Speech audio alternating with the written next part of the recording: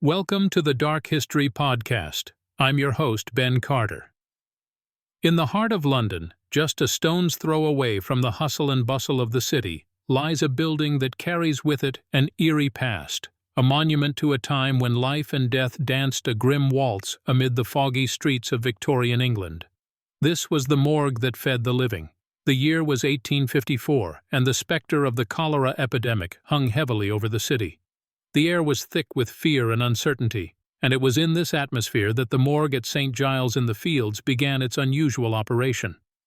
The morgue was situated in a nondescript building, its frontage as unremarkable as any other in the district, save for the dark, foreboding entrance that led to the cold chambers below. The interior was a chilling spectacle, with row upon row of lifeless bodies, victims of the cholera outbreak, each laid out with a quiet dignity that belied their violent end. The man in charge was a certain Mr. Samuel Robotham, a morgue attendant by day and a man of unconventional entrepreneurial spirit by night. Robotham was a man of few words, but his actions spoke volumes. He was a man who saw opportunity where others saw only despair and death. It was common practice in these times for the deceased's belongings to be sold at auction to cover the cost of their burial.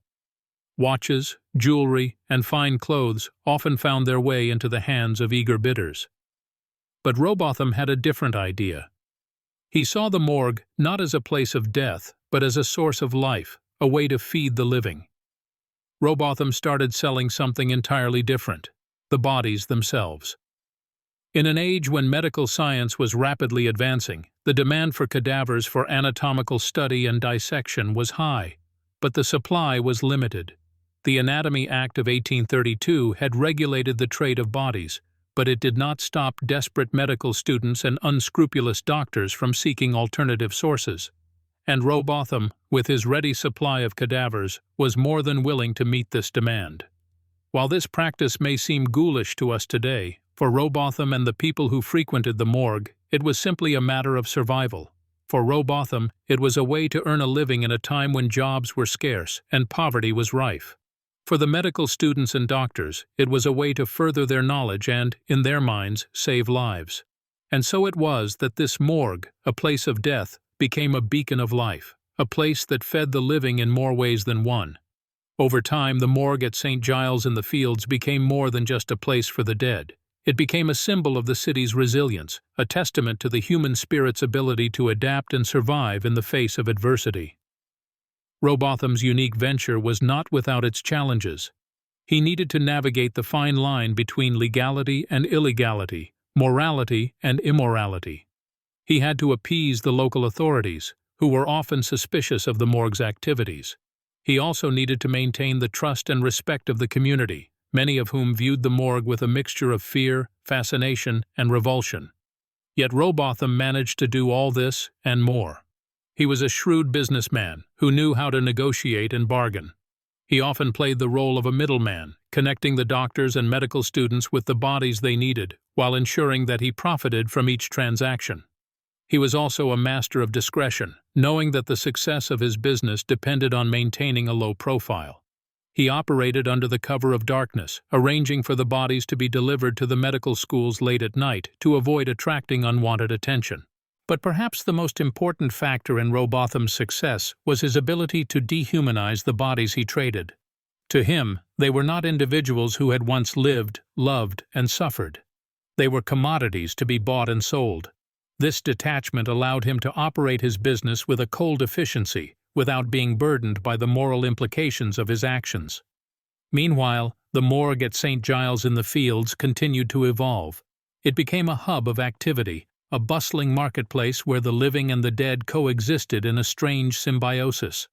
It was here that the poor sold their last possessions to survive, where doctors and medical students procured cadavers for their studies, and where Robotham, the morgue attendant, conducted his grisly business. Yet despite the macabre nature of the morgue's activities, it played a crucial role in the city's survival. It provided a much-needed source of income for many, from the destitute who sold their loved ones' possessions, to the medical professionals who advanced their careers through the study of the human body. And, at the heart of it all, was Robotham, the man who saw in death an opportunity to give life.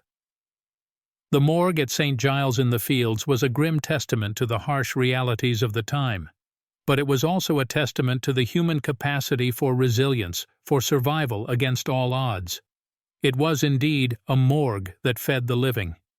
Rowbotham, the tireless morgue attendant, was not the sole player in this grim theater of death and survival.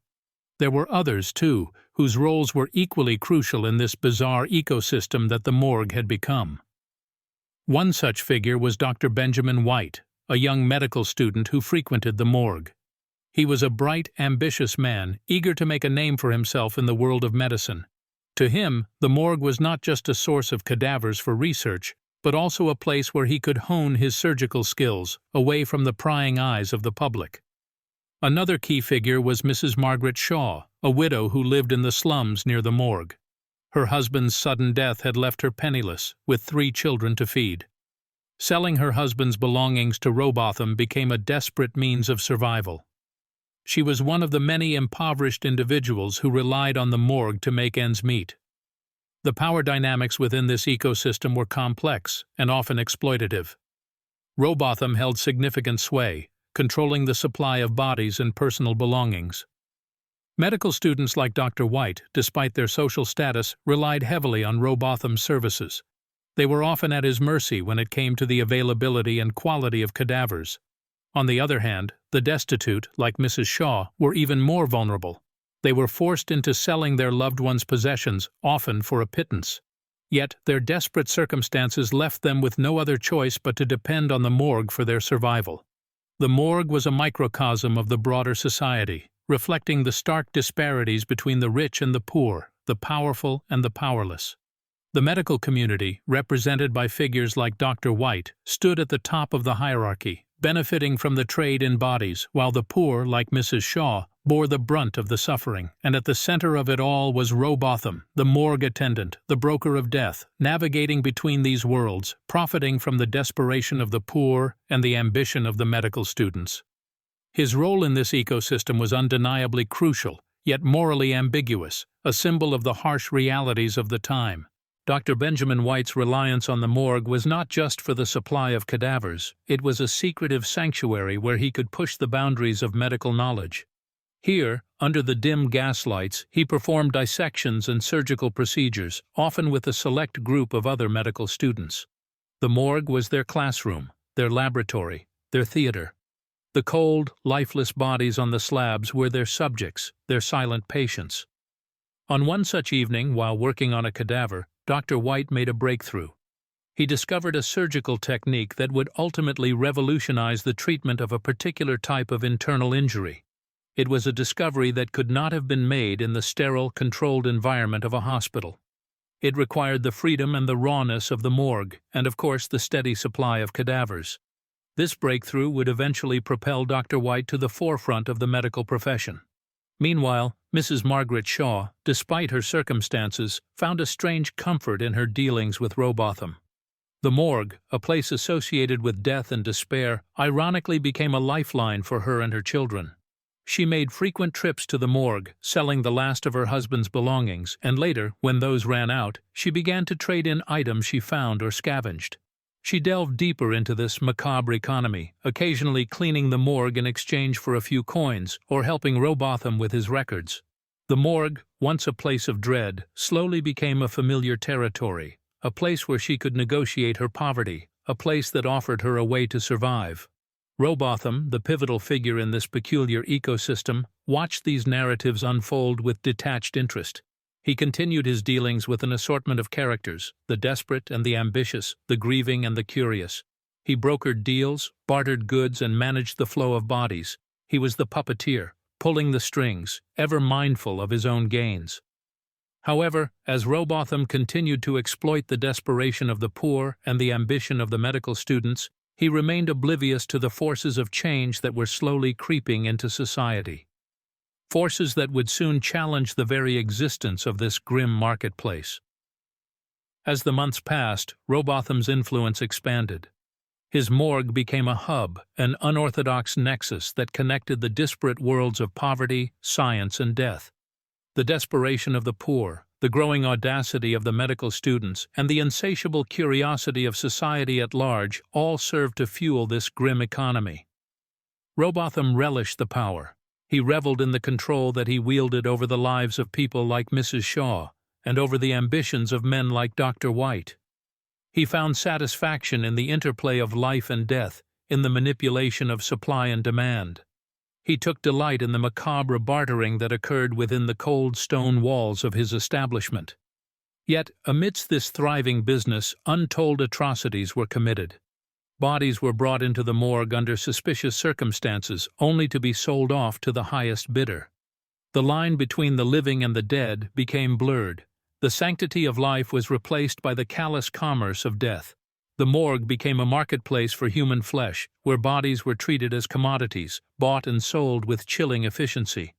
Worse still was the fate of those who could not afford the prices that Robotham demanded. Those too poor to pay in coin were often forced to pay in kind. They were compelled to assist in the gruesome work of the morgue, to clean and prepare the bodies, to scrub the floors stained with blood and other bodily fluids. For the destitute, the morgue was not just a place of death, but a place of degradation, a place that stripped away their dignity even as it offered them a means of survival. For the medical students, the morgue was a playground of scientific discovery, but it was also a place of ethical compromise. As they delved deeper into their studies, they became increasingly desensitized to the horror of their surroundings. The bodies on the slabs were no longer individuals who had lived and breathed, but mere objects of study. The quest for knowledge overshadowed the respect for the dead. All the while, Robotham sat at the center, orchestrating this dance of desperation and ambition, profiting from the suffering of the living and the silence of the dead. As the grim realities of the morgue churned on, the first murmurings of societal discontent began to surface. The morgue had fed the living, but at what cost? As the wheels of change began to turn, the reckoning for Robotham and his grim marketplace was approaching. As the morgue's grim reputation spread, the stirrings of resistance began to take shape. Whispers of discontent crackled through the city like a spark in dry tinder. The undercurrent of revolt was palpable, fueled by the growing revulsion at the commodification of death and the exploitation of the living. Yet despite the building storm of outrage, the morgue remained eerily silent, insulated by the walls of fear and desperation that had been so carefully constructed by Robotham. While the populace simmered with indignation, the medical community was torn. On one hand, they recognized the moral repugnance of Robotham's operation. On the other, they were acutely aware of the indispensable value the morgue provided. It was a paradox, a moral quandary that gnawed at the conscience of many. The silence of the morgue was not just the absence of protest, but also the silence of complacency, the silence of those who chose to look the other way. The medical students, draped in the cloak of scientific pursuit, were complicit in their silence. As they dissected the bodies procured from the morgue, they dissected their own morality, choosing knowledge over ethics, necessity over humanity. Yet even as the city roiled in turmoil, Robotham remained undeterred. He continued to operate his macabre marketplace with ruthless efficiency, seemingly impervious to the growing discontent. He was a man who had created an empire out of death, and he was not about to relinquish it without a fight. What Robotham did not realize, however, was that this was not a fight he could wage or win alone. The seeds of resistance had been planted, and they were beginning to sprout. The silence that had once protected the morgue was beginning to rupture, replaced by the defiant clamor of those refusing to be exploited any longer. The silence of the morgue was breaking, and with it, the balance of power was beginning to shift. The walls that had once insulated the morgue were starting to crack, revealing the rot within. It was the beginning of the end for Robotham and his grim establishment. The morgue had fed the living, but now the living were about to bite back. The uprising against Robotham's morgue began not with a bang, but with a whisper. A single voice, hushed but resolute, that dared to question the status quo. The voice belonged to a woman named Isabella Maud Rutherford, a nurse who had seen firsthand the disturbing cycle of death and exploitation at the morgue. Rutherford was no stranger to the harsh realities of the medical profession. She had witnessed the ugly face of disease, the pain of loss, the slow fade of life. But what she saw at the morgue was different. It was not the hand of nature, but the hand of man, brutal in its indifference. She saw the desecration of bodies, the dehumanization of the dead, the commodification of life itself. And she could not remain silent. Rutherford began to speak out, her words a rallying cry against the morgue. She spoke of the dignity of the dead, the sanctity of life, the moral responsibility of those in the medical field. Her voice, once a lone whisper, began to reverberate, finding resonance in the hearts of those who, like her, were troubled by the morgue's operations. In the face of Rutherford's defiance, the morgue's silence began to waver. Her words echoed through the city, stirring the dormant conscience of the medical community and adding fuel to the simmering public outrage. The students, once complacent in their pursuit of knowledge, began to question the cost of their education. The doctors, once torn between ethics and necessity, started to reconsider their complicity. Rutherford's voice, the whisper that had sparked the revolt, continued to grow louder. She rallied the public, organized protests, petitioned officials. She became the face of the resistance, a beacon of hope in the grim shadow of the morgue. As more people joined her cause, the whisper turned into a roar, a collective outcry for justice and humanity. Yet, amidst the growing chorus of dissent, Rowbotham remained unyielding. His morgue, his empire was under siege, but he clung to it with a grim determination. The resistance, however, was undeterred. They had seen the rot within the morgue's walls, and they were determined to tear it down. And so, the battle lines were drawn. On one side was Rowbotham, the man who had built an empire on death, and on the other, the living, led by Rutherford, who refused to be fed by it any longer. The morgue had sparked a war, and it was a war that would change the city forever. The aftermath of the conflict was as somber as it was decisive. The public outcry could not be ignored any longer. The city officials, blind no more to the ghastly realities inside the morgue, were forced to intervene. Investigations were conducted, and the morgue's operations were put under intense scrutiny. The findings were damning. The morgue was not simply a place of learning and research, it was indeed a hub of illicit body trade. The bodies that had been entrusted to Rowbotham for the noble pursuit of science were being commodified, their dignity and humanity stripped away for profit and convenience. The truth of the morgue was laid bare for all to see, and it was a sight that shook the city to its core. Rowbotham, the mastermind behind the entire operation, was brought to justice. He was convicted of grave robbing, desecration of bodies, and the illegal sale of human remains. The man who had been revered as a pioneer in medical education was now a pariah, his name synonymous with the ghastly crimes he had committed.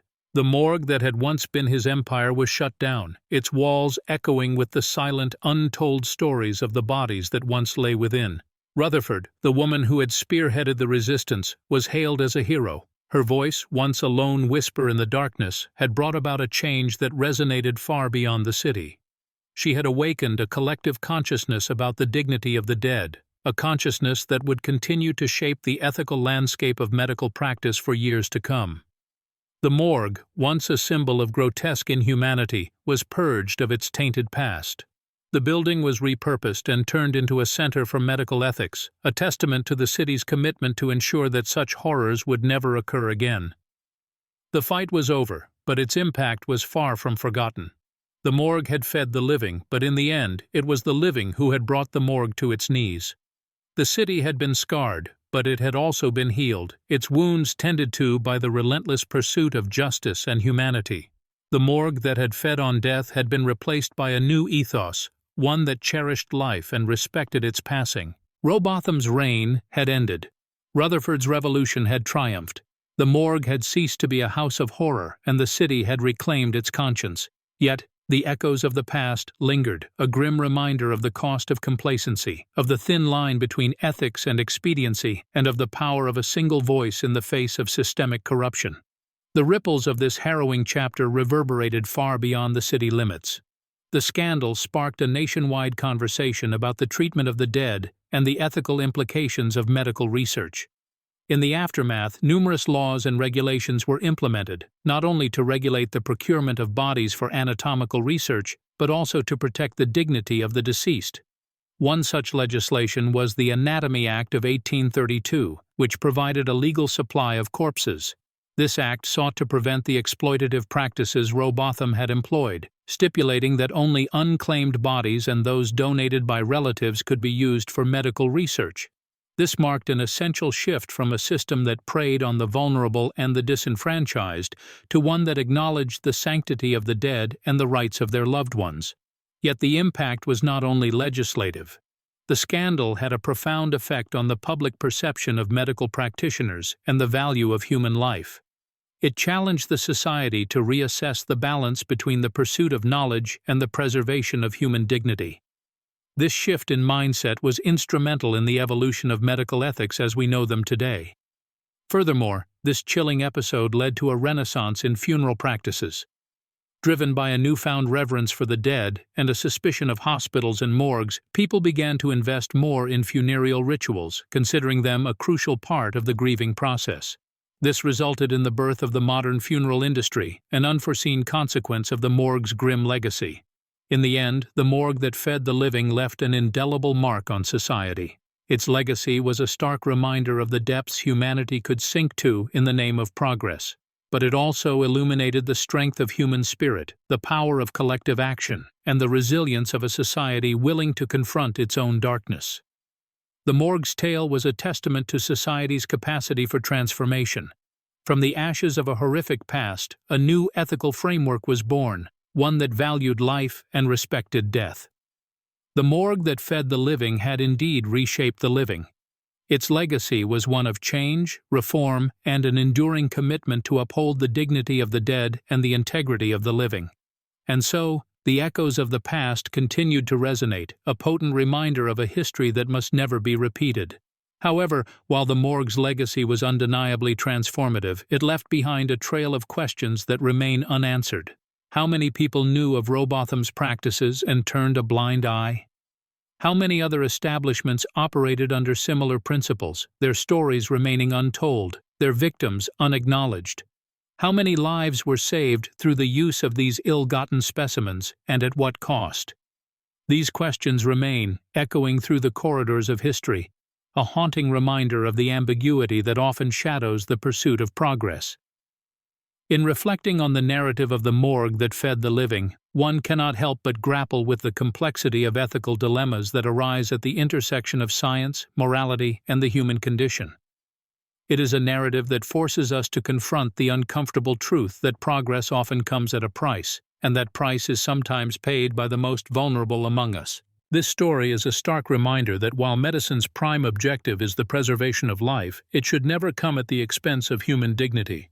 It underscores the importance of medical ethics, of ensuring that the quest for knowledge is balanced with a respect for life and death. It serves as a testament to the enduring power of societal pressure to effect change, to challenge the status quo, and to advocate for those who cannot advocate for themselves. In the narrative of the morgue, we find a reflection of our own capacity for both darkness and light.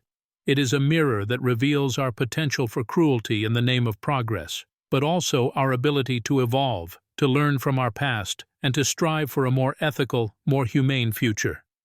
The story of the morgue that fed the living is a haunting tale, a dark chapter in the annals of medical history. Yet, it is also a story of resilience, of societal transformation, and of the enduring power of human dignity. It serves as a potent reminder of the importance of ethical guidelines in medical practice, and of the need for constant vigilance to ensure that the pursuit of knowledge does not trample upon the rights of the individual. In the end, the legacy of the morgue is not one of horror, but of hope. It is a testament to our ability to confront our past, to learn from our mistakes, and to strive towards a better, more ethical future. It stands as a stark reminder of a history that must never be repeated, a tale that continues to echo through the ages, a lesson in the value of life and the sanctity of death. Thanks for listening. This has been the Dark History Podcast. If you enjoyed today's episode, be sure to follow us wherever you listen to podcasts. And if you'd like to support the show, subscribe to the Forbidden Knowledge Network on Patreon. Subscribe now.